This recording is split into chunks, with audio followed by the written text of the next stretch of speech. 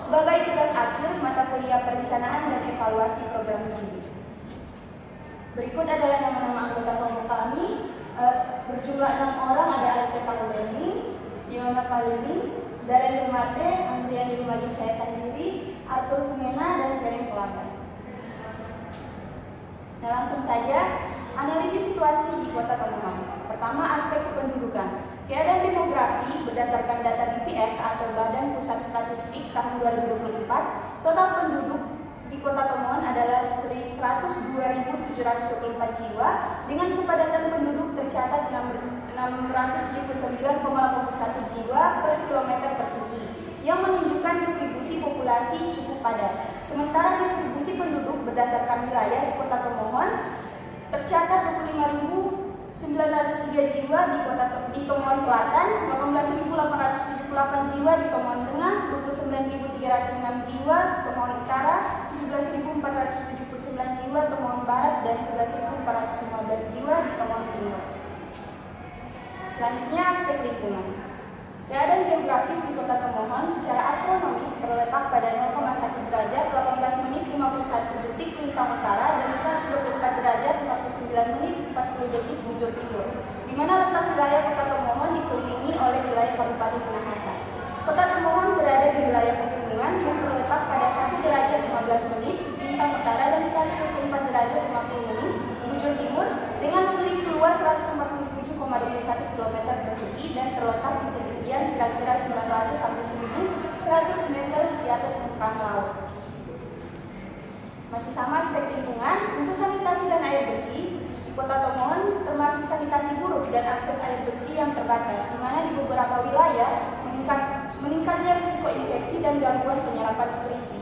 Menurut data BPS Badan Pusat Statistik tahun 2024 mencatat distribusi sanitasi dan air bersih belum merata, terutama di daerah dengan kepadatan penduduk tinggi yaitu Tomohon Utara dan wilayah terpencil Tomohon Timur. Selanjutnya, aspek perilaku. Untuk pola makan dan ASI eksklusif di Kota Tomohon hanya 50% ibu yang memberikan ASI eksklusif selama 6 bulan. Dengan pola makan pendamping ASI atau MPASI yang kurang bergizi, terutama pada keluarga dengan tingkat pendidikan ibu yang rendah. Untuk pengetahuan gizi, rendahnya pengetahuan ibu tentang gizi seimbang dan pentingnya imunisasi yang berkontribusi pada prevalensi stunting. Baiklah, yang selanjutnya kita masuk dalam aspek pelayanan kesehatan. Bapak Ibu bisa lihat di slide ada tabel di mana dikatakan rumah sakit ada 1 di Tomohon Selatan dan 2 di Tomohon Tengah dan 3 di Tomohon. Untuk poliklinik terdapat 1 di Tomohon Tengah, 1 di Tomohon Timur, 1 di Tomohon Barat, dan 3 di Tomohon. Dan puskesmas terdapat 2 di Tomohon Selatan, 1 di Tomohon Tengah, 1 di Tomohon Timur, 1 di Tomohon Barat, 2 di Tomohon Utara, dan 7 di Kota Tomohon. Dan puskesmas pembantu terdapat 7 di Tomohon Selatan, 3 di Tomohon Tengah, 3 di Tomohon Timur, 6 di Tomohon Barat, 7 di Tomohon Utara, dan 6 di Kota Tomohon. Untuk apotek terdapat 5 di Tomohon Selatan, 5 di Tomohon Tengah, 2 di Tomohon Timur, 2 di Tomohon Barat, dan 2 di Tomohon Utara. Total 16 di Kota Tomohon. Setelah kita masuk ke dalam sekunder, untuk stunting di Kota Tomohon terdapat 10,5%, non-wasting terdapat 1,9%, dan underweight terdapat 5,6%, overweight terdapat 7,7% di Kota Tomohon. Stunting di Kota Tomohon memiliki kasus balita yang mengalami stunting dengan total 108 balita, tertimbang tercatat sebanyak 10,5%, dan wasting mengacu pada penurunan perbedaan berat badan secara drastis dibandingkan tinggi badan anak. Sementara itu di Kota Tomohon memiliki kasus wasting sebanyak 1,9% berdasarkan data SKI tahun 2023. Dan underweight adalah kondisi saat berat badan anak berada di bawah rata-rata atau normal. Berdasarkan data SKI tahun 2023, kasus underweight di Kota Tomohon sebanyak 5,6%. Dan yang terakhir overweight adalah kondisi medis di mana tubuh memiliki sama berlebihan yang dapat mengganggu kesehatan pada tubuh. Sementara jumlah temuan terbanyak tercatat sebanyak 5,5% kasus overweight. Berikut prioritas masalah, identifikasi masalah dengan metode USD. Yang berikutnya kita masuk dalam prioritas masalah. Identifikasi masalah dengan metode kita menggunakan identifikasi masalah dengan metode USD. Dengan masalah kesehatan yang pertama yaitu stunting dengan urgensi 5, serius 5, growth 4 dan total 14 dengan peringkat pertama. Dan yang kedua ada masalah kesehatan pasti dengan urgensi 3, serius 3 dan growth 2 dengan total 8 peringkat 4. Dan yang masalah kesehatan yang ketiga ada underweight dengan urgensi 4, serius 4, growth 4 dengan total 12 peringkat 3. Dan yang terakhir overweight urgensi 4, serius 5, growth 4 dengan total 13 dengan peringkat 2. Stunting urgensi pemberian nilai 5 ke 6 menurut data survei status gizi Indonesia atau SSGI tahun 2022 dan survei kesehatan Indonesia atau SKI tahun 2023. Kasus stunting di kota termohon tetap menjadi tertinggi di antara 3 kasus lainnya, walaupun sudah mengalami penurunan dari 13,7% menjadi 10,5%. Oleh sebab itu, stunting menjadi prioritas masalah karena memiliki dampak jangka panjang apabila tidak diatasi dengan cepat. Seriusness pemberian nilai 5 karena stunting merupakan masalah kesehatan serius yang ditandai oleh pertumbuhan fisik anak yang terhambat akibat kekurangan gizi kronis terutama selama 1000 hari pertama kehidupan, sehingga dapat menghambat pertumbuhan fisik, perkembangan otak dan resiko penyakit. Dan growth pemberian nilai 4 karena pada tahun 2022 kasus stunting mengalami penurunan menjadi 10,5% di tahun 2023 menurut survei kesehatan Indonesia atau SKI tahun 2023. Berdasarkan hasil identifikasi masalah gizi di kota termohon, berikut ada tujuan program intervensi fisik dan sensitif untuk ibu hamil yang dirumuskan sebagai berikut. Yang pertama, tujuan umum. Di dalamnya mencegah stunting pada anak melalui peningkatan subsidi ibu hamil selama periode kehamilan. Kemudian tujuan khusus, menurunkan prevalensi anemia pada ibu hamil di kota termohon, meningkatkan asupan gizi makro, karbohidrat, protein dan lemak, dan gizi mikro, zat besi, asam folat, kalsium, vitamin D pada ibu hamil. Yang terakhir, meningkatkan pengetahuan ibu hamil tentang pentingnya gizi selama kehamilan untuk mendukung pertumbuhan janin. Untuk desain kegiatan, dalam menentukan kegiatan-kegiatan yang perlu dilaksanakan untuk mencapai tujuan program, yaitu yang pertama, penyediaan dan distribusi pemberian makanan tambahan. Kemudian pemeriksaan dan pemantauan kesehatan ibu hamil, edukasi dan penyuluhan gizi bagi ibu hamil, peningkatan peran keluarga dan masyarakat, dan evaluasi dan monitoring program. Untuk target sasaran program, di mananya di dalamnya mencakup program pemberian makanan tambahan memiliki sasaran utama yaitu ibu hamil yang ada di kota termohon, tujuan untuk meningkatkan kesehatan ibu hamil dan anak, ibu dan anak dalam kandungan serta mencegah prevalensi stunting di kalangan balita. Sasaran peserta program ini adalah ibu hamil yang berada dalam kelompok rentan, terutama mereka yang kurang mendapatkan asupan gizi yang memadai. Untuk pelaksanaan program penyediaan dan distribusi pemberian makanan tambahan, ada berikut ini adalah identifikasi dan penentuan sumber daya yang diperlukan. Yang pertama, sumber daya manusia. Di dalamnya tenaga ahli untuk merancang menu makanan tambahan yang sesuai dengan kebutuhan gizi, petugas lapangan atau kader kesehatan, dan relawan. Kemudian sumber daya finansial, dana operasional untuk membeli bahan makanan, biaya distribusi, penyimpanan dan transportasi makanan. Kemudian sumber daya fisik, fasilitas penyimpanan, gudang atau tempat penyimpanan yang memadai untuk menyimpan bahan makanan agar tetap segar, peralatan masak yang didistribusi, sumber daya dan sumber daya bahan makanan berisi seperti karbohidrat, protein, lemak, vitamin dan mineral. Bahan tambahan seperti fortifikasi zat besi atau vitamin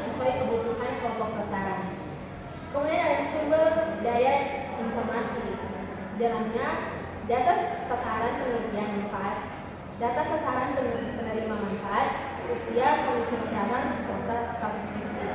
Pedoman gizi seimbang dari standar PMT dari Kementerian Kesehatan atau lembaga terkait. Kemudian sumber sistem pemantauan dan evaluasi untuk memastikan efektivitas program. Materi edukasi, kemudian pelatihan. Selanjutnya kita masuk pada jadwal pelaksanaan program.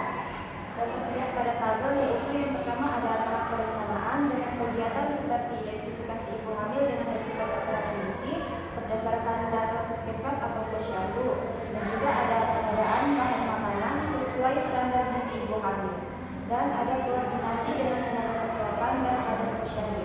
Untuk waktu pelaksanaannya yaitu minggu pertama sampai minggu kedua. Dan yang kedua ada tahapan persiapan. Untuk kegiatannya seperti penyimpanan dan pengolahan makanan sesuai standar keamanan pangan, dan juga ada penyuluhan jadwal distribusi PMT, dan ada sosialisasi kepada ibu hamil mengenai manfaat PMT.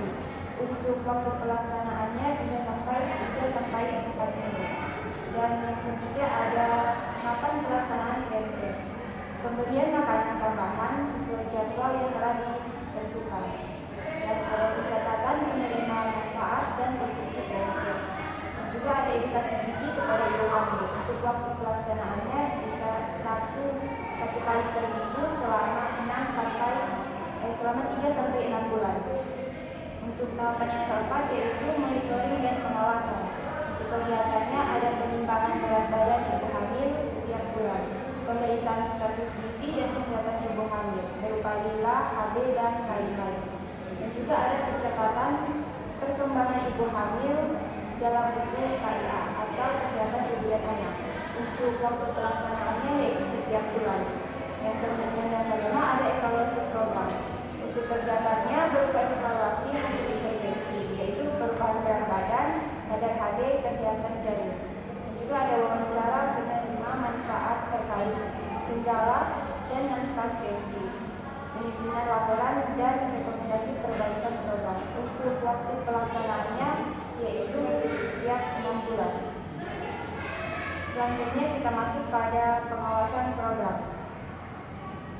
Yang pertama yaitu pengawasan mingguan, yang termasuk di dalamnya seperti memastikan ibu hamil benar-benar mengonsumsi PMT sesuai aturan.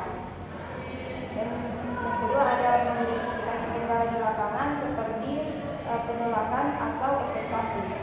Untuk pengawasan yang kedua yaitu monitoring bulanan, yang termasuk di dalamnya seperti pengukuran berat badan atau BB, tinggi badan atau BB, kandungan atas atau lila, kadar hemoglobin atau HB, untuk mengetahui status ibu hamil, dan juga pencatatan perkembangan ibu dan janin di buku KIA. Yang ketiga ada evaluasi berkala setiap 6 sampai 12 bulan. Yang termasuk di dalamnya seperti membandingkan data sebelum dan setelah pemberian PMT, dan juga menentukan efektivitas program berdasarkan perubahan status gizi dan kesehatan ibu hamil. Selanjutnya intervensi gizi spesifik. Jadi intervensi gizi spesifik ini merupakan upaya yang langsung menargetkan penyebab untuk masalah fisik. Fokus utamanya adalah pada upaya yang berdampak cepat terhadap status gizi, yang termasuk di dalamnya yaitu yang pertama ada penyediaan dan distribusi makanan tambahan atau PMT untuk ibu hamil, yaitu ada mencegah stunting sejak 1000 hari pertama kehidupan dengan meningkatkan status gizi ibu hamil dan menurunkan prevalensi anemia dan KIK atau kekurangan energi kronis pada ibu hamil. Untuk kegiatan yang dilakukan salah satunya seperti penyediaan paket PMT, yaitu paket makanan tambahan kaya akan zat gizi mikro dan makro seperti biskuit energi tinggi, susu fortifikasi zat gizi, telur, kacang-kacangan, dan sayur-sayuran. Yang kedua, suplementasi mikronutrien. Tujuannya yaitu untuk memenuhi kebutuhan zat gizi, asam folat, dan vitamin A pada ibu hamil dan balita. Salah satu kegiatan yang bisa dilakukan yaitu pemberian tablet tambah darah atau TTD, yaitu 1 tablet per minggu untuk remaja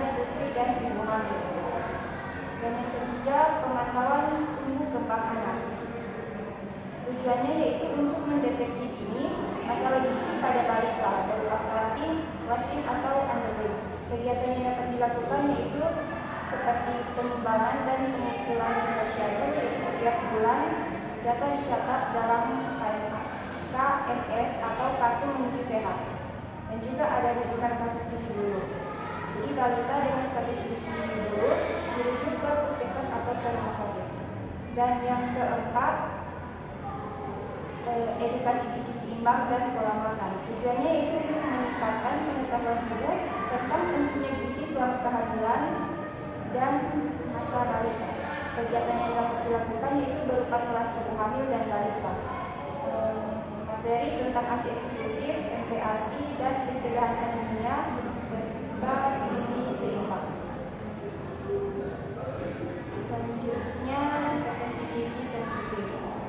Jadi intervensi gizi sensitif ini merupakan upaya yang tidak langsung menargetkan masalah gizi, tetapi mempengaruhi faktor lingkungan, sosial, dan perilaku yang berkontribusi pada status gizi masyarakat. Dan termasuk di dalamnya itu yang pertama ada perbaikan sanitasi dan akses air bersih. Tujuannya yaitu untuk mengurangi infeksi penyakit yang memperburuk status gizi. Kegiatan yang dapat dilakukan berupa pembangunan sarana sanitasi, yaitu pembangunan jamban sehat di wilayah dengan akses sanitasi buruk. Dan yang kedua, pemberdayaan masyarakat dan lingkungan. Tujuannya yaitu untuk meningkatkan peran aktif masyarakat dalam pencegahan stunting. Kegiatan yang dapat dilakukan berupa kampung keluarga berkualitas dengan edukasi gizi, pelatihan keterampilan ekonomi produktif, dan penguatan peran keluarga. Yang ketiga, optimalisasi layanan kesehatan. Tujuannya yaitu untuk memperkuat sistem layanan kesehatan dasar terkait gizi. Kegiatan yang dapat dilakukan berupa pelatihan tenaga kesehatan dan kader, pelatihan deteksi dini masalah gizi, konseling gizi, dan tata laksana kasus gizi buruk. Dan yang terakhir yaitu program penguatan ketahanan pangan keluarga. Tujuannya yaitu untuk meningkatkan ketersediaan dan akses pangan bergizi di tingkat rumah tangga untuk mendukung perbaikan status gizi balita. Kegiatan yang dapat dilakukan berupa pengembangan kebun keluarga, yaitu memberikan pelatihan budidaya sayur dan buah di pekarangan keluarga dengan pendampingan kader desa atau tenaga penumbuhan pertanian. Baik, selanjutnya kita masuk pada kelemahan dan usaha perbaikan intervensi gizi spesifik. Yang pertama yaitu penyediaan dan distribusi pemberian makanan tambahan untuk ibu hamil. Nah, untuk kelemahan, distribusi pemberian makanan tambahan tidak merata dan stok sering tidak menentu akibat dropping dari pusat yang tidak konsisten.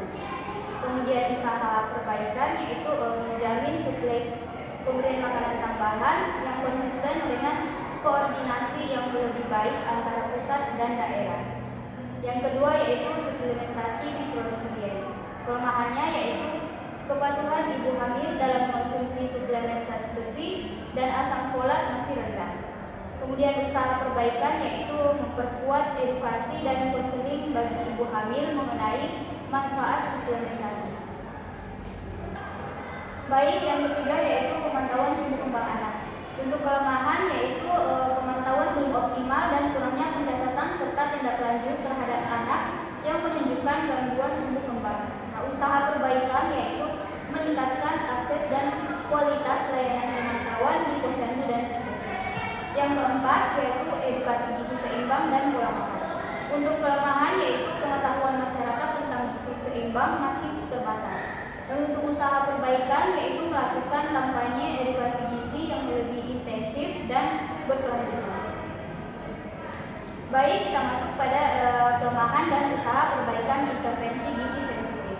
Yang pertama yaitu perbaikan sanitasi dan akses air bersih. Kelemahan yaitu akses air bersih dan sanitasi yang masih belum merata di beberapa wilayah. Usaha perbaikan yaitu meningkatkan pembangunan infrastruktur air bersih dan sanitasi. Yang kedua yaitu pemberdayaan masyarakat dan keluarga. Untuk kelemahannya yaitu partisipasi masyarakat dalam program kesehatan dan gizi masih kurang optimal. Untuk usaha perbaikan yaitu menguatkan peran kader dan kelompok masyarakat dalam pemberdayaan. Yang ketiga yaitu optimalisasi layanan kesehatan. Kelemahannya yaitu layanan kesehatan ibu dan anak belum sepenuhnya menjangkau seluruh masyarakat. Dan usaha perbaikan yaitu memperluas cakupan layanan antenatal care, imunisasi, dan pelayanan gizi. Kemudian yang keempat yaitu program penguatan ketahanan pangan keluarga. Untuk kelemahan yaitu koordinasi lintas sektor yang lemah. Usaha perbaikan yaitu meningkatkan kerjasama antar berbagai sektor dan pemerintah, seperti salah satunya dalam mendukung pengembangan swasembadaya pangan.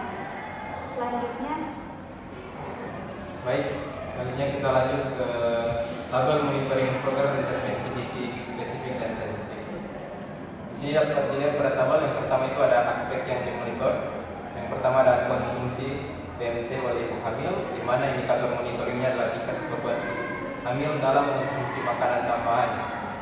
Kemudian metode pengumpulan data yang digunakan di sini adalah observasi langsung, wawancara, catatan kader atau tenaga kesehatan. Dengan frekuensi monitoringnya adalah mingguan. Berikutnya ada status gizi ibu hamil, dengan indikator monitoringnya adalah perubahan berat badan, tinggi badan, lingkar lengan atas atau lila, dan kadar KB. Dengan metode pengumpulan data yang digunakan adalah pemeriksaan fisik dan laboratorium sederhana dan juga menggunakan buku KIA. Kemudian frekuensi monitoring yang digunakan adalah bulanan. Berikutnya ada distribusi pemberian makanan tambahan, di mana jumlah paket pemberian makanan tambahan yang tersalurkan di dalam ibu hamil itu ada merupakan indikator monitoringnya. Kemudian metode pengumpulan data yang digunakan adalah catatan distribusi oleh petugas atau kader. Dengan frekuensi monitoringnya adalah mingguan. Kemudian aspek yang dimonitor berikutnya adalah edukasi gizi, dengan indikator monitoringnya adalah peningkatan pengetahuan ibu tentang gizi selama kehamilan.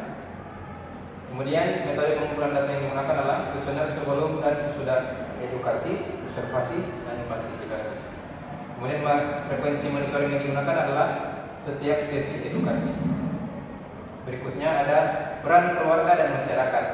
Indikator monitoring yang digunakan adalah keterlibatan suami atau keluarga dalam mendukung konsumsi, pemberian makanan tambahan, dan pola makan pada ibu hamil. Kemudian metode pengumpulan data yang digunakan adalah wawancara dengan ibu hamil dan keluarga, dan frekuensi monitoring yang digunakan adalah bulanan. Berikutnya ada cakupan pelaksanaan program, di mana indikator monitoring yang digunakan adalah jumlah ibu hamil yang terdaftar dan aktif dalam program pemberian makanan tambahan. Dengan metode pengumpulan data yang digunakan pendataan dari posyandu atau puskesmas, dan frekuensi monitoring yang digunakan adalah bulanan. Kemudian yang berikutnya adalah efektivitas program pemberian makanan tambahan. Dengan indikator monitoring adalah prevalensi anemia pada ibu hamil. Kemudian metode pengumpulan data yang digunakan adalah data hasil laboratorium dan puskesmas. Kemudian frekuensi monitoring yang digunakan adalah setiap 6 bulan. Berikutnya adalah kualitas bahan makanan dan distribusi. Dengan indikator monitoringnya adalah kondisi bahan makanan, mutu kesegaran, keamanan pangan, dan ketepatan waktu distribusi. Metode pengumpulan data yang digunakan adalah inspeksi lapangan langsung ke gudang penyimpanan dan titik distribusi. Kemudian untuk frekuensi monitoringnya adalah mingguan dan secara berkala. Berikutnya adalah masalah atau kendala di lapangan. Indikator yang digunakan di sini adalah kendala teknis seperti penolakan pemberian makanan tambahan, kemudian efek samping seperti apa, hambatan logistik, dan berikutnya metode pengumpulan data yang digunakan adalah laporan dari kader, relawan, dan ibu hamil. Kemudian frekuensi monitoring yang digunakan adalah mingguan. Yang terakhir ada pemantauan kesehatan ibu dan janin, di mana indikator monitoring yang digunakan adalah perkembangan janin, tekanan darah ibu, kondisi umum kesehatan ibu. Kemudian metode pengumpulan data yang digunakan adalah kunjungan rumah, pemeriksaan rutin di puskesmas atau posyandu, dan frekuensi monitoring yang digunakan adalah bulanan. Kita lanjut, berikutnya di sini adalah tabel evaluasi program intervensi gizi spesifik dan sensitif. Di mana aspek yang dievaluasi yang pertama di sini adalah efektivitas pemberian PMT atau pemberian makanan tambahan kepada ibu hamil. Dengan indikator evaluasinya yang dilihat adalah perubahan status gizi ibu hamil, bisa dilihat dari berat badan, kemudian kadar KB, dan juga lingkar lengan atas atau lila. Berikutnya metode pengumpulan data yang digunakan adalah pemeriksaan kesehatan dan catatan rilis dari buku KIA. Kemudian waktu pelaksanaan evaluasi adalah setiap 6 bulan. Berikutnya aspek yang dievaluasi adalah kepatuhan konsumsi pemberian makanan tambahan oleh ibu hamil. Dengan indikator evaluasi adalah persentase ibu hamil yang mengonsumsi PMT sesuai jadwal. Dengan metode pengumpulan datanya adalah wawancara langsung dan pencatatan harian, kemudian kartu atau pemantauan. Dengan waktu pelaksanaan evaluasi adalah setiap 6 bulan. Berikutnya adalah penurunan prevalensi anemia pada ibu hamil. Dengan indikator evaluasinya adalah jumlah kasus anemia sebelum dan sesudah intervensi. Dengan metode pengumpulan data adalah laboratorium sederhana atau bisa juga dengan tes KB dan menggunakan data puskesmas. Kemudian waktu pelaksanaan evaluasi adalah setiap 6 bulan. Berikutnya ada peningkatan pengetahuan gizi ibu hamil. Dengan indikator evaluasi yang digunakan adalah rata-rata skor pengetahuan gizi ibu hamil sebelum dan sesudah edukasi. Kemudian metode pengumpulan data yang digunakan adalah kuesioner pretest dan post-test. Dengan waktu pelaksanaan evaluasi adalah setelah setiap rangkaian edukasi. Berikutnya ada dampak program terhadap kesehatan janin. Dengan indikator evaluasinya adalah kondisi janin, di mana di sini dilihat adalah detak jantung janin, kemudian pertumbuhan janin normal atau tidak. Kemudian metode pengumpulan data yang digunakan adalah pemeriksaan USG dan catatan tenaga kesehatan. Waktu pelaksanaan evaluasi yang digunakan adalah akhir masa kehamilan. Berikutnya kita lanjut partisipasi suami, di mana di sini indikator evaluasi yang dilihat adalah tingkat keterlibatan suami atau keluarga dalam mendukung asupan gizi ibu hamil. Kemudian metode pengumpulan data yang digunakan adalah observasi dan wawancara dengan ibu hamil. Dan waktu pelaksanaan evaluasi yang digunakan adalah setiap 6 bulan. Berikutnya kita masuk ke dalam mutu dan distribusi PMT atau pemberian makan tambahan, di mana indikator evaluasi yang digunakan adalah kualitas bahan makanan, di mana mencakup mutu, keamanan pangan, dan ketetapan waktu distribusi. Kemudian untuk metode pengumpulan data yang digunakan adalah inspeksi lapangan dan laporan logistik. Waktu pelaksanaan evaluasi yang digunakan adalah setiap 6 bulan. Kemudian berikutnya ada cakupan dan akses program, di mana indikator evaluasi yang digunakan adalah jumlah ibu hamil yang terjangkau oleh program dan tidak mengalami kendala distribusi. Kemudian metode pengumpulan data yang digunakan adalah pendataan ulang dan laporan dari kadar atau tenaga kesehatan. Dengan waktu pelaksanaan evaluasi adalah setiap 6 bulan. Berikutnya kepuasan peserta program. Dengan indikator evaluasi yang dilihat adalah umpan balik dari ibu hamil terkait manfaat, jenis pemberian makanan tambahan, dan pelaksanaan program. Dengan metode pengumpulan data adalah wawancara atau kuesioner terstruktur. Kemudian waktu pelaksanaan evaluasi yang digunakan adalah setiap akhir periode intervensi. Kita lanjut yang terakhir, itu ada keberlanjutan program, di mana indikator evaluasi yang dilihat di sini adalah kelangsungan program setelah fase intervensi awal. Kemudian metode pengumpulan data yang digunakan adalah studi dokumentasi, wawancara dengan stakeholder yang ada, dan tim pelaksana. Kemudian waktu pelaksanaan evaluasi yang digunakan adalah setiap tahun. Sekian presentasi dari kelompok kami, diucapkan terima kasih.